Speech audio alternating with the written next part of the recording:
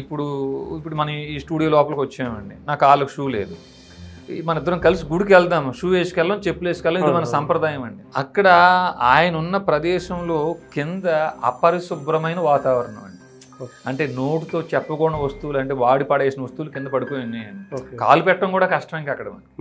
అంటే దేవాలయ ప్రాంతంలో అంతా అలా ఉండొచ్చు అంటారా? మీరు ఇప్పుడు మీ మీద కేసు పెట్టారని ఇలా చెప్తున్నారు అనుకోవచ్చు కదా? అనుకోవచ్చు అండి, ఎందుకంటే మీరు వెళ్ళినప్పుడు మీరు చూసింది చెప్తా ఉన్నారు. కరెక్ట్. చూసినట్టు ఏమైనా సాక్ష్యాధారాలు మీ దగ్గర ఏమైనా ఉన్నాయా? సాక్ష్యాధారాలు ఆయనే చెప్పారండి, మేము అవసరం లేదు. ఆయన ప్రియ శిష్యులు కొంతమంది కొన్ని వీడియోలు పెట్టారండి, మీకు కావాలంటే ఆ వీడియో క్లిప్పింగ్ కూడా మీకు నేను చూపిస్తాను. నేను ఇందులో ప్లే చేయండి, మీరు ఇబ్బంది లేదు.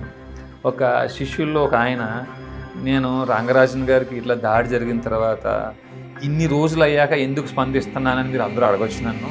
రంగరాజన్ గారితో నేను 1 అవర్ ఫోన్లో మాట్లాడాను. ఈ 1 అవర్లో రంగరాజన్ గారు పదం వాడారు, ఇలా నన్ను నా మీద కొట్టారు, నన్ను అవమానించారు అనగా మా రక్తం ఉప్పొంగిపోయింది, మేము వెంటనే స్పందిస్తాం, వీడియో పెడతామని చెప్పేసి మేము కూడా అన్నాము అని అంటే, అయ్యో అట్లా చేయొద్దు, వారి దగ్గర కొన్ని వీడియోలు, నా వీడియోలు ఉన్నాయి, అవి కానీ బయటకు వస్తే అసహ్యపడిపోతాను, నేను ఇంకా అసహ్యం అయిపోతాను, తలెత్తుకోలేను అని ఆయన అన్నామాల మేము స్పందించకుండా మౌనంగా ఉండిపోయాము అని ఆయన పెట్టిన వీడియో ఉందండి. నన్ను అడిగిన ప్రశ్న వారిని అడగండి, ఆయన అసహ్యమైన వీడియోలు ఏమిటి, అది చెయ్యకూడని పనులు ఏమన్నా ఆయన అక్కడ చేస్తున్నారా?